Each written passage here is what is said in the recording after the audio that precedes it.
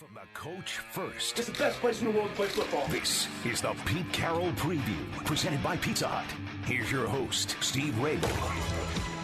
All right, Pete. Well, thanks for joining us again. And I know you've been asked this 100 times, so let me officially be the 101st person to ask you, what's practice been like this week without Russ at the controls? And maybe more importantly, how much of a difference has it really made having Gino at the controls? Well, I think it's a good question for everybody to ask because everybody's so curious because we've been this way for so long with Russ rolling. I think everybody would be could see it and watch what's going on would be really pleased to see how Gino has just transitioned right into it. He's so sharp at what we do. He's right on point with all of the communications. He's quick to fix and adjust and cite things and all of that. So the rhythm of everything has been the same, and that's really good. That's really positive. Because the players feel comfortable with that.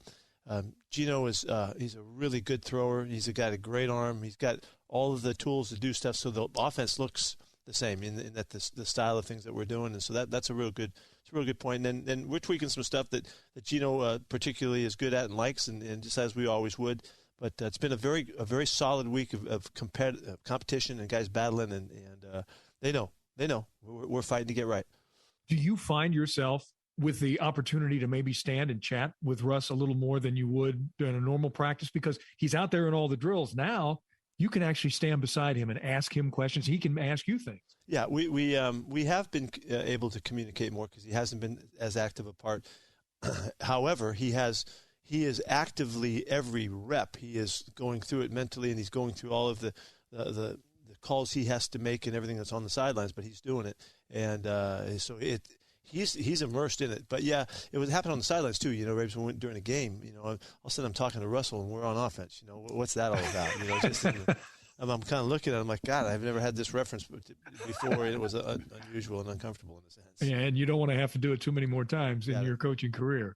I heard Matt Hasselbeck say earlier in the week something to the effect that don't play hero football, play assignment football. In other words, don't try to do too much. Don't try to cover for somebody else. Do your job and do it as it's assigned, and you'll end up playing a lot better. Does that kind of sound like a good coaching point? Yeah, well, Matt was in our meetings long enough to hear that a bunch of times. Even back then, that's such a big part of performance. It's taking care of what you can control and controlling it well and to the point where you can be held accountable. And that's so important. Getting outside of yourself, getting outside of the scheme just jeopardizes and puts you in harm's way. And good things just can't consistently happen when you do that. So it's really believing in the preparation and believing in the plan and believing in the guys around you that allows you to be comfortable and play your game. And then if we can count on everybody to do that, we're really hard to beat. You said earlier this week that the defense has made mistakes, and actually you felt like you weren't doing enough. You said, because all these guys are experienced, they all understand, so I must not be doing something right to tell them how we need to go about fixing this. How does that translate into practice? Is it more meetings? Is it more focus at practice? What is it? No, it's really, first off, I'm holding myself accountable, to start this thing off. And as we move it on down, everybody's got to do the same. And that's part of the process of getting well and getting right and fixing things and all. But it's continuing to investigate how we can get our guys in the best positions to be most creative and the most productive. And so we're, as it is, it's 5 games in, there's still some things that we can tweak and do better, and adjusting, what we've been doing is necessary. It's necessary. And so that's it's always like that. And sometimes you push the adjustments more at times than others. But we have to continue to keep evolving to get us right. And we need that pass rush to come alive. We need to do the things to complement that in the secondary. You're traveling back to Pittsburgh. The Steelers, they look like they're improving now after they lost 3 straight. So they've got a talented, aggressive defense. I mean, these names, Watts, Ingram, Hayward, Hayden, Bush, right on down the line. I don't mean to discourage you, but you got a lot facing, and Gino has a lot facing. That's okay. That's just reality. That every week it's names and stars and great players and all that. Well, these guys have their way. They've got their style of playing that's been proven over a long period of time. They're very aggressive, and they try to attack and disrupt. And so it isn't easy at all for Gino. He's going to have those guys, firing off the edges and all of that. They don't blitz a lot, but they do try to make it hard on you by mixing the ways that they play. I think this is it's a good challenge for Geno. He's got really good guys on both edges that can make things happen. We've got to help him by protecting him really well and keep mixing so that they can't zero in on him. Yeah, and as you said earlier, we got to run the football a little bit better. How's Chris doing? How are those guys doing as the week goes on in practice? Well, Chris, we'll see at the end of the week. See what the situation is with him. He's much improved, but yet still not cleared. He's not cleared to get back yet. I'm really fired up about Rashad Penny coming back next week. He'll be back next week, cleared to come. He's ready to go right now. He needs one more week on IR to get there. So we'll build that back up. The other fellows are doing good and ready to play. Finally, I got to congratulate you on the play design. How anybody can draw up a double punt and make it work. That's incredible, but that's a tribute to your coaching ability. Well, that's the kind of thing, you with good vision early on, you start working on, and you just exactly you develop it over years, and then finally when the time comes up, you kick it off of one of their guys, you make it spin on its end, and then you scoop it up and kick it again, and utilize all of the advantage of the rules that when you punt the ball for the second time, your lineman can go downfield.